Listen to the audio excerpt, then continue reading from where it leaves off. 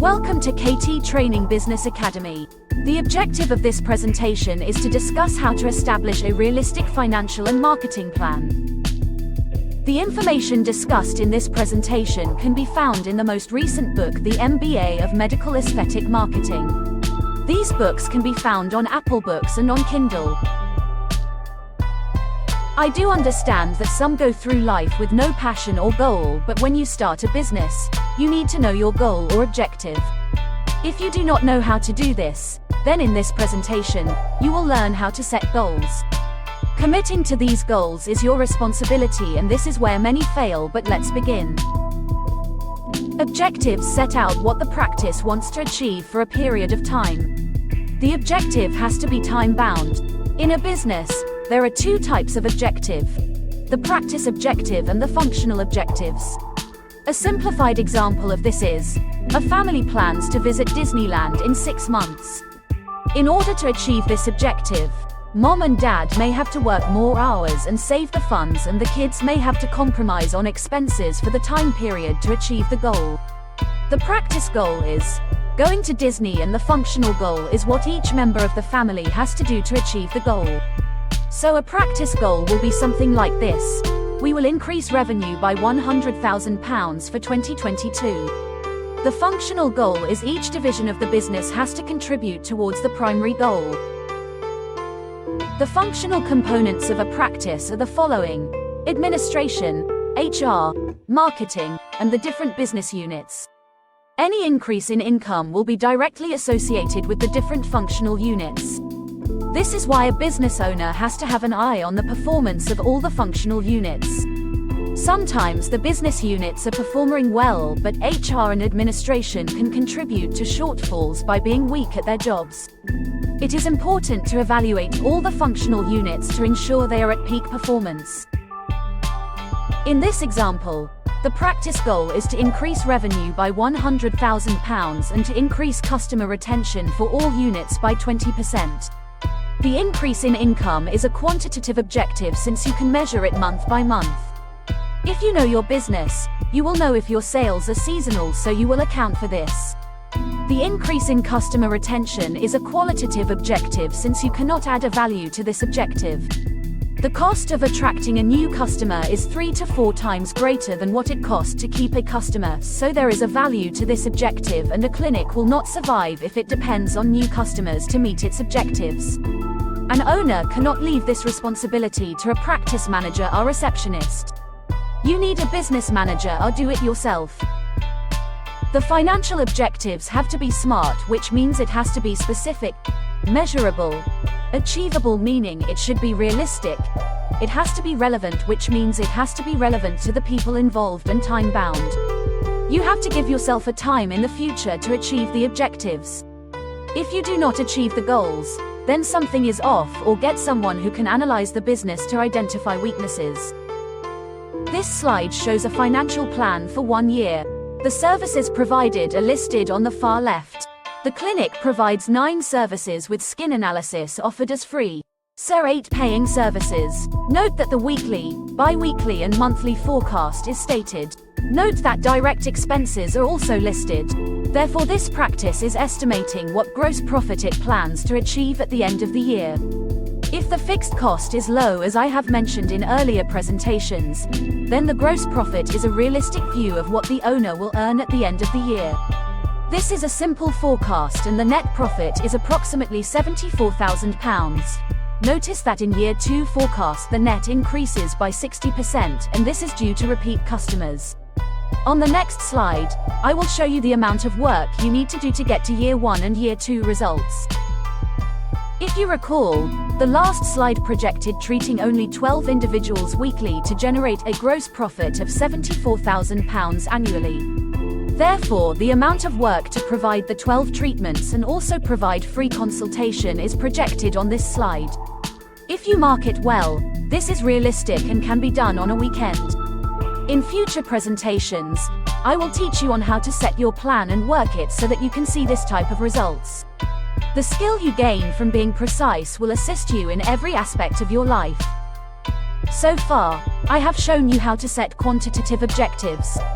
The objectives are specifics and time-bound. Now let's look at the power of repeat business.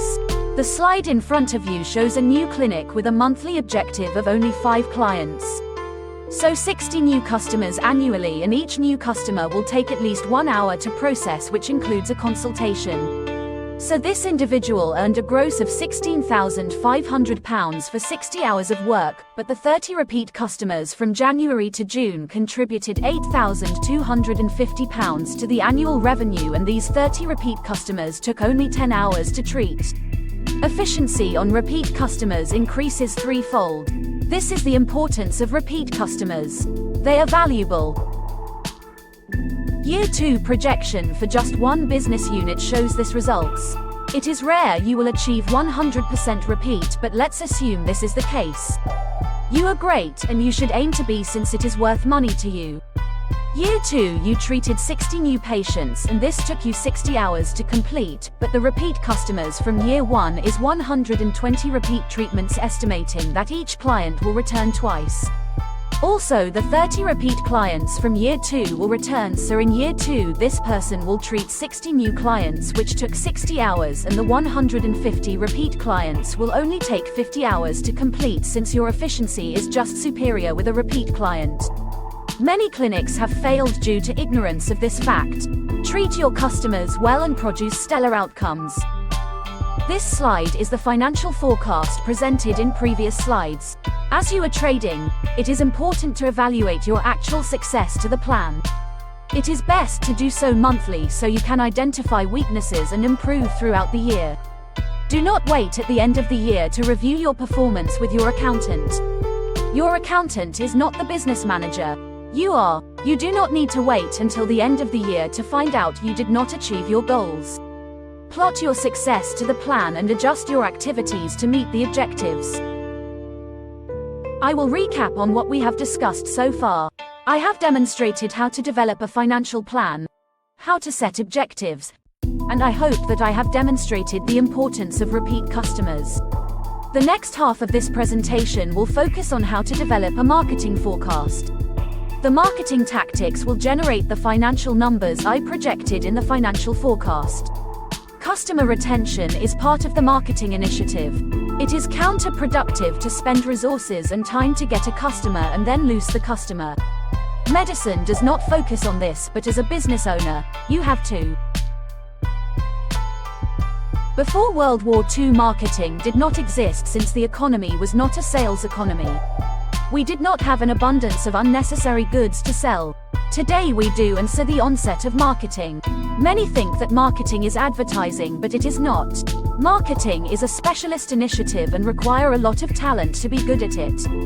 In short, the marketer is the seller of the product, and sale of a product is the only way to make profit. So sellers are great marketers and are very powerful people because their skill sets make a company money.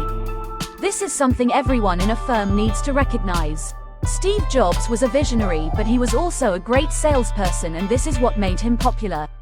People liked him. The marketer is very in tune with people's likes and desires. In the remaining of this presentation, we will show you how to develop a marketing plan and show cost-effective ways to reach the customer outside of the internet. The slide in front of you demonstrate the areas that a marketing expert must be skilled in. Fortunately, the work has been done for you, and we are giving you the information in each presentation. We are educating you while providing the results of the hard work done in each area. I am lecturing to you on how to create a sustainable business in medical aesthetics, so the information search was done by us, and we are showing you how to apply this to your business. There are topics on this slide such as market segmentation, which I have not discussed as yet, but I have another presentation on this subject. If you review all the presentation, the startup work and maintaining the practice will become a daily practice. I create all my plans on an Excel spreadsheet, since it is efficient, or you can download marketing templates to use. I like the spreadsheet. My recommendation when you are starting out is to create a brochure and print it. I find this tactic professional, and it will make you stand out. You need an attractive website. Do not use Wix or any site that wants you to use their domain. Your site is your digital real estate, and you need to have control of it. You will need a Facebook, LinkedIn, Instagram, and other social media sites to promote your products. This activity is impersonal, so I do like monthly webinars where you can use social media to attract potential clients to your webinar. I would recommend a referral program and a monthly digital newsletter to promote new and existing treatments. Notice the activities began before the clinic was launched. You need to be prepared before the clinic starts. This slide gives you a visual of the basic marketing material you should have on board to market your clinic. I like to have individual leaflets on each treatment, but you do not have to do this. Have one brochure that lists the treatments and prices and lead them to your website for more information. Make sure you have content on the site which will differentiate you from your competitors. I strongly recommend you develop a quarterly or monthly digital newsletter to send to your existing clients and ask them to share with friends and family to extend your exposure. Marketing takes effort and time, but it is the only way for you to reach your customers. Marketing is a continuous activity. The slide in front of you shows the different exposure marketing tactics you will employ to promote your practice to achieve the results we discussed in the first part of this presentation. If you are in the startup phase, make sure you join these sites and download soon so you can begin to learn how to work these platforms. This is exposure marketing. You are not done as yet. In future presentation, I will lecture on internal marketing, and this involves the activity of the entire team. Marketing is not an isolated activity. The team has to execute the tactics laid out by the marketing team, our manager. Thank you for listening, and should you have any questions, you can reach me via this channel or at yasmin5968@gmail.com.